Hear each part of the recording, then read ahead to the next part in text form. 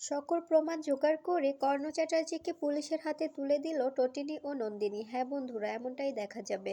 বিস্তারিত জানতে ভিডিওটি না টেনে সম্পূর্ণ দেখতে থাকুন। গল্পের শুরুতেই দেখা যাবে টটিনি শিবপ্রসাদকে ভুল বুঝলে তখন টটিনিকে শিবপ্রসাদ অনেকভাবে বোঝাতে থাকে, কিন্তু টটিনি না বুঝতে চাইলে তখন শিবপ্রসাদ টটিনিকে কোলে তুলে নেয়। এরপরে দেখা যায় শিবপ্রসাদ টটিনিকে বলতে থাকে, এভাবে যদি আমার বউটা রাগ করে তবে আমি কি করে ওর রাগ ভাঙাবো বলো তো। আচ্ছা টটিনি, তোমার কি হয়েছে? তুমি আমাকে সত্যি করে বলো তো, তোমার কি কোনো সমস্যা?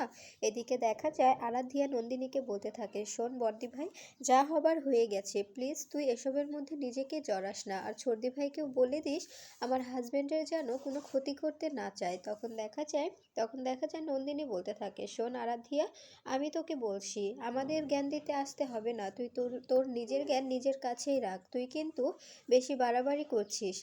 আর তোর শ্বশুরমশাই আর তোর বরকে বলে দিস যে তোর বরকে শাস্তি পাইয়ে দেওয়ার জন্য এই নন্দিনী মুখার্জি আর টটিনি গাঙ্গুলি যথেষ্ট। আর সঙ্গে তো তোর শ্বশুরমশাই আছেই, তোর শ্বশুরমশাইকে আমি আজকে হিয়ারিংয়েই তোর শ্বশুরমশাইকে আমি এক্সপোজ করে দেব, সকল প্রমাণ টটিনি ও আমার কাছে আছে। তখন দেখা যায় এই কথা শুনে প্রাচী বলতে থাকে, বর্দি ভাই কি বলছিস তুই? ছর্দি ভাই আসলে কে রে, সত্যি করে বল তো।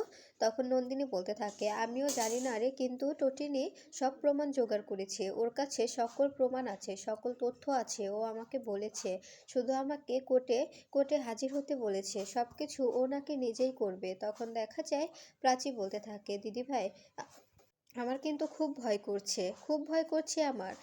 এসব নিয়ে ছর্দি ভাই আর তুই না বিপদে পড়ে যাস। ঠিক তখনই টটিনি নন্দিনীকে ফোন করলে তখন নন্দিনী বলতে থাকে, আরাধ্যা আমাকে বলছিল আমরা যেন কেসটাতে নাক গলালে নাকি ভালো হবে না, আমাদের নাকি শেষ করে দেওয়া হবে, আমাকে হুমকি দিচ্ছিল। তখন দেখা যায় কথা শুনে টটিনি বলতে থাকে, শেষ করে দেবে? কে শেষ করবে দেখি, কার এত সাহস? যদি শেষ করতে পারে তো করুক, সমস্যা নেই, তুই কোনো চিন্তা করবি না বদ্দি ভাই, তুই তুই শুধু আমার পাশে থাক, আমি তোকে রক্ষা করব, তোর কোনো ভয় নেই, আমি থাকতে তোকে কেউ ছুঁতেও পারবে না। তখন দেখা যায় নন্দিনী বলতে থাকে, আমি জানি, কিন্তু তুই কে বলছিস না কেন আমাকে? বোন, আমাকে সবটা বল যে তুই কে, তোর পরিচয় কি, তুই কি কোনো কোনো কোনো কোনো স্পেশাল ব্রাঞ্চের সঙ্গে যুক্ত, নাকি ইন্টেলিজেন্স ডিপার্টমেন্টের সঙ্গে যুক্ত, নাকি কোনো ক্রিমিনাল অফেন্সের সঙ্গে যুক্ত, আমাকে প্লিজ বল।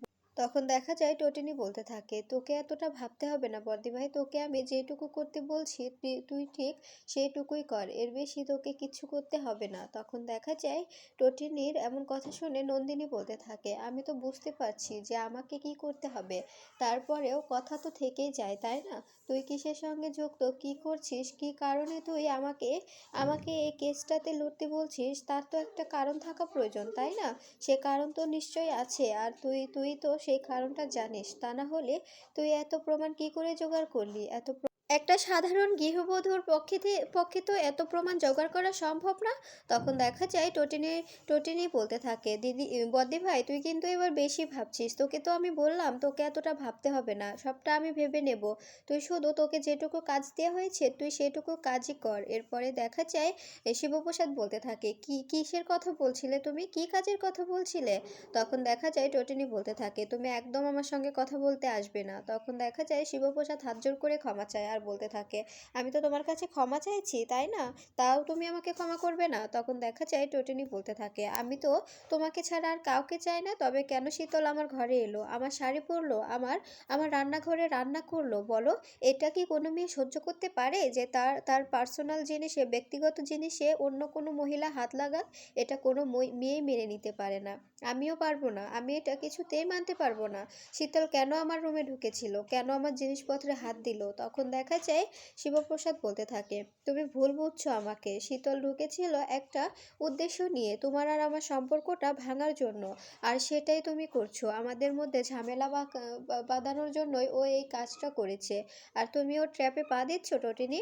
আমি আমি চাই আমাদের এই ফ্ল্যাট থেকে সবসময় সবার ভালোবাসার কথাই শুনুক, কখনো ঝগড়ার কথা কেউ না শুনুক।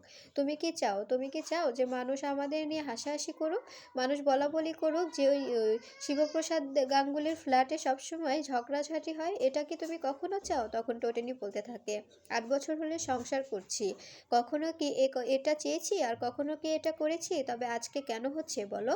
তুমি কেন ওকে অ্যালাউ করলে? তখন দেখা যায় শিবপ্রসাদ বলতে থাকে, আমি তো বারবার বলছি আমি অ্যালাউ করিনি। আমি অফিস থেকে এসে দেখলাম যে তুমি বসে আছো, জানো আমি অনেক খুশি হয়েছিল।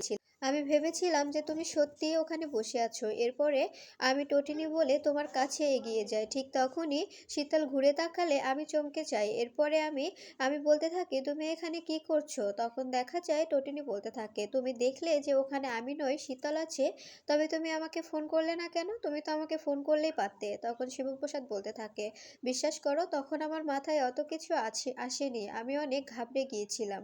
আমি ভেবেছিলাম একা একটা ফ্ল্যাটে আমার সঙ্গে মেয়েটা এসেছে, মেয়েটা কি না কি মানুষের সামনে বলে, সবাই আমাকে তো আমার চরিত্রের দেখে আঙুল তুলবে। একটা মেয়ের কথাই তো সবাই সমাজে প্রাধান্য দেয়, তাই না? তখন দেখা যায় টোটেনি বলতে থাকে, হ্যাঁ এটা ঠিক, কিন্তু তারপরেও তোমার উচিত ছিল সঙ্গে সঙ্গে আমাকে জানানো, আমাকে ফোন করতে, আমি ব্যাপারটা বুঝে নিতাম।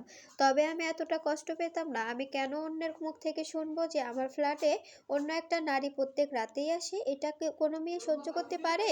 তখন শিবপ্রসাদ বলতে থাকে, আমি তোমাকে প্রমিস করছি, আমি এই ব্যাপারটা তোমার সামনে প্রমাণ করে দেব যে এটা শীতল ইচ্ছাকৃতভাবেই করেছে। ও কাদের সঙ্গে যেন যুক্ত, ওদের সঙ্গে মিলে এই কাজটা করেছে যাতে তোমাকে আর আমাকে আলাদা করা যায়। কিন্তু কিন্তু আমি তো আলাদা হব না। আর তুমি ও বাড়ি থেকে ফিরে এলে যে বাচ্চাদের নিয়ে? তখন দেখা যায় টোটিনি বলতে থাকে, এই কথাটা শুনে আমার অনেক রাগ হয়েছিল, এই জন্য আমি বাড়ি থেকে বেরিয়ে এসেছি। আমি কাউকে না জানিয়ে বেরিয়ে এসেছি।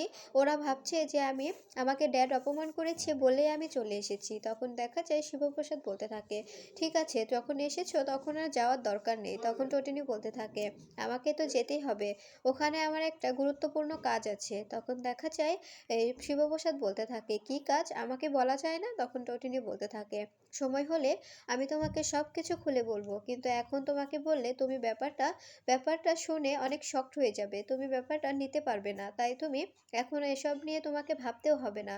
এরপরে দেখা যায় এদিকে জিৎ সত্যজিৎ বলতে থাকে, টটিনি এভাবে বাড়ি থেকে বেরিয়ে গেল, ওকে যেভাবেই হোক ফিরে আনো আর ওর মুখ থেকে জানার চেষ্টা করো যে ও কেন এ বাড়ি থেকে বেরিয়ে গেল। তখন জিৎ বলতে থাকে, আপদ গেছে তো কি হয়েছে? তোমার মেয়ের জন্য কি এখন আবার দরদ উতলে উঠছে নাকি? এদিকে দেখা যায় শিবপ্রসাদ বাহিরে এসে বলতে থাকে, এখন এখন জিৎ মুখার্জিকে ফোন করে ওনাকে জানিয়ে দিতে হবে যে ওনার প্ল্যান পুরোটাই ভেস্তে গেছে। এরপরে জিৎকে ফোন করে জানিয়ে দিলে তখন সত্যজিৎ বলতে থাকে, কি হয়েছে, কে ফোন করেছিল? তখন দেখা যায় জিৎ বলতে থাকে, পরশুরাম ফোন করেছিল, বলল যে আপনাদের প্ল্যান কাজে লাগবে না, আপনাদের প্ল্যান ভেস্তে গেছে। এরপরে দেখা যায় আয়ুষী বলতে থাকে, ড্যাড, জেঠুমনি, আমি চাই আমার বিয়েতে যেন কোনো ঝামেলা না হয়, প্লিজ তোমরা ব্যাপারটা দেখে নিও, আমার বিয়েতে যেন কোনো ঝামেলা না হয়, কেউ যেন আমার বিয়েতে মন খারাপ করে না থাকে।